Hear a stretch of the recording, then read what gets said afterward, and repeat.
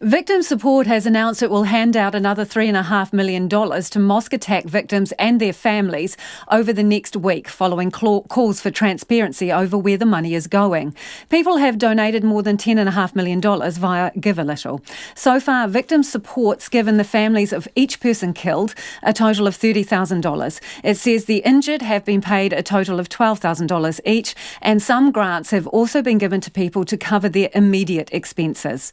Now, Victim Support says another lump sum payment will be made over the coming week to the bereaved families, physically injured victims and others who were caught up in the attacks, bringing the total given out to $7 million. And it will distribute another chunk of cash by June. For weeks, many of you have been asking us to find out exactly what's been happening with the money. And for a month, we have been asking Victim Support boss Kevin So to come on Checkpoint. Well, today, Mr. So gave us an interview. Our organisation has focused on the needs of the victim and what their needs are and how that should inform how the money is distributed. When we've sat down in people's lounges, the victims' lounges, we've been able to understand what their immediate needs are, certainly during the emergency time, and we're still in that to some extent, and then understand too what the extent of the victim list from the police has been. And we've just established recently how many people and who the people were in the two mosques. You've only just established that now? We've established that's been established by the police, that list, and now that we understand and have that list from the police, we've been able to actually work out the distribution to all people in the mosques. So when did you get that list, Kevin? We've paid 2 tranches of... Sorry to interrupt, but when did you get that list? We've got that we got that a few days ago. So you've paid donations to families where someone was killed, and you've also paid where there was injuries and people were hospitalised or treated. I'm wondering, what about the people who have suffered severe psychological trauma, who've been unable to work? Have you paid those people anything yet? Yes, over and above the 2 tranches of money to those 2 categories of people that we've talked about, there have been many of those people, as well as others, who have paid contribution towards income replacement. And so that does include people who were in the mosque. But now that we've got a definitive list of people who were in the mosque, the 3rd and 4th tranches of money will actually be spread amongst and distributed amongst all those 3 categories. Okay, so just in terms of, if we can deal with the people who have, say, suffered psychological trauma, they may not have been physically injured. How many people in that category have you paid money to, yes, and how much? We haven't actually, I can't actually answer that specifically, but I know that we've actually paid income replacement to many people, including those 3rd category of people who are suffering from trauma but weren't physically injured. Do you think you've done well enough there? I mean, this program has talked to people. One person told us they got 2 weeks of pay and they're suffering from PTSD. They can't work. And since that initial payment of 2 weeks' pay, they haven't heard from Victim Support. How well do you think you're doing here? Well, I think we've done very well, to the extent that now that we've got the police list, we can pay all members of the community who are in the 2 mosques, and as I say, we've got that list just recently, and then of course we have to ensure that we work with all agencies to actually ensure that the ongoing ability for these people to live comfortably is put in place. Has that been and that means actually ongoing, support beyond just the Give a Little money. So has the reason for perhaps a delay, because it's almost 2 months now, is it because you only got that list a couple of days ago? Has that slowed things down? That hasn't slowed things down. What it has meant is that We've been in emergency mode and paying those emergency funds as need arises. And as people have presented, we've actually been able to once we've identified those people, that we've been able to pay those funds. And that once we've actually also got the actual police list, we've been able to actually have a comprehensive, definitive list to pay all those people who are present in the MOS. You will be aware. And that will happen in the next 2 tranche of payments. Right. You will be aware that there has been some criticism from the Muslim community and also from people who donated money about the lack of information and a lack of a time frame for the distribution of that money. Could you have handled that better? Well, I think what we have absolutely focused on is actually meeting the needs of the victims. And I think if there's any gap that any victim has experienced, for them to actually be able to come forward to us and express that. As I say, we've been in the lounges of the victims affected, and where they've presented, we've been able to actually meet their needs. Kevin, we've been speaking to victims as well, and not all of them are happy with the speed at which they're getting assistance, and some of them say they have barely got any assistance. So have you handled this as well as you could, or are there some things that you would do differently if you were ever faced with a situation like this again? The way that we've done it is that we've ensured that what the information that we've got and the process we've got to ensure that we engage with all victims is that we've worked closely with other agencies, including the police, to ensure that victims are engaged with, and that happens in their lounges, and that happens with our connections and engagement with the community.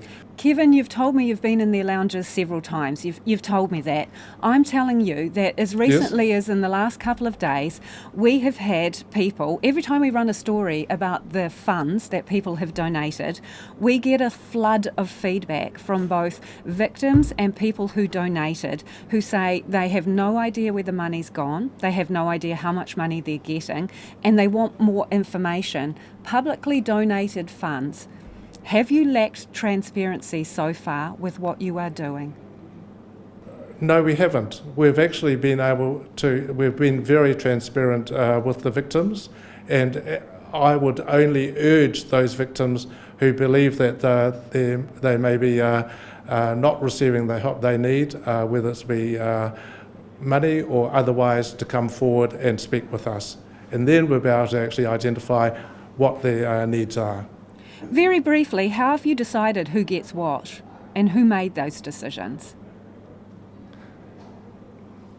We've consulted with the community very closely, and that engagement with the community has meant that we've been informed about the distribution of the funds and how that's been happening in the tranches that have occurred so far, and that the definitive lists of the people that were in the 2 MOS that we recently received will inform how we distribute the funds to all people present in the 2 MOS at the time of the attacks. Still not clear, Kevin. Ultimately, who's made the decision about the size of the payments and to whom they go to? Is it you alone? Is it a committee? Who makes that ultimate decision? That's a combination of community and victim feedback that we've had, and that the size of the funds will be determined by the size of the overall size of the fund itself. So what I'm saying to the victims and to all of New Zealand, that all the monies will be distributed in accordance with that engagement with the victims and the community. Including any interest you may have earned on those millions of dollars in the meantime? All monies will actually go to the victims, and I can guarantee that 100% will be going to the victims, and that we are engaging in an independent audit to ensure that there's total transparency and trust and confidence that all the monies have been distributed to the victims fully. I'm wondering why you chose to engage 2 public relations companies if you felt your communication on this was going well. Why did you bring them in? Well, we've got a very small administration team as a charity, and because of the high level of public interest and the media interest, we've had to actually engage PR companies to ensure that our communications has been, as best we can, ramped up to meet those expectations. And I have to say that any money that is required to actually pay those PR companies will not be from the donated funds. That will be dealt with separately, and that, as I say, all donated funds will be fully distributed to the victims. It was the Prime Minister who actually announced earlier in the week that there would be a timetable for how this money was going to be distributed. I'm wondering why she made the announcement. Were there concerns or conversations with the government about the speed of turnaround here and information that was available about where this money was going? Well, we've been working closely with government all along, all throughout this process, and that we've been working in tandem. So our plan was fairly much in place, and that close collaboration has precipitated the PM making that statement, and we've been very much party to that entire engagement with government. So yes, that came out, and we were working in tandem with government to ensure that the plan was in place. So Kevin, did you have any conversations with anyone from a government department or government about the speed at which this money was being handed out, and also around transparency? Were concerns ever raised with you by anyone from government or government organisations? We've been working with government all along, as I say. So, but were any concerns ever raised, Kevin? Government understood. Any concerns raised were always fully discussed and open and transparently amongst ourselves, and that we dealt with this in the way that was victim focused, and that was respected by all parties who were engaged with, including government. So are you saying concerns were raised with you? I'm saying that open discussions are always part of our discourse as an organisation, including government. I'm not asking a general question, I'm asking a very specific one. Were concerns raised with you about transparency around the distribution of this money and the time it was taking to hand it out? Yes or no? All discussions were very open. So is that a yes, Kevin?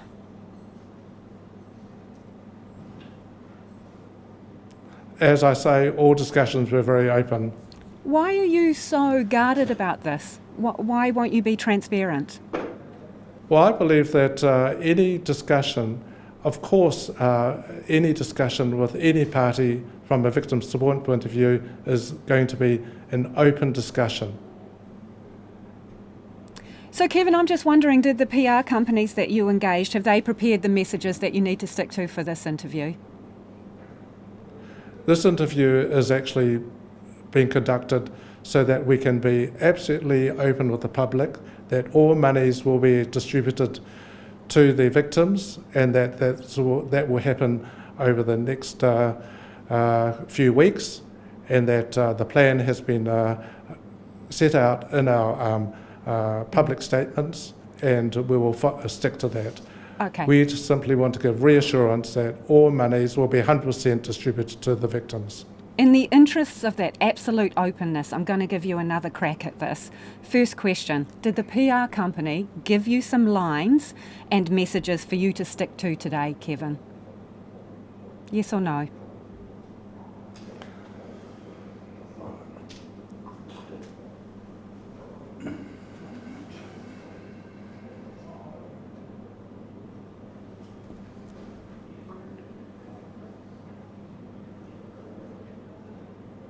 Would you like to try and answer that?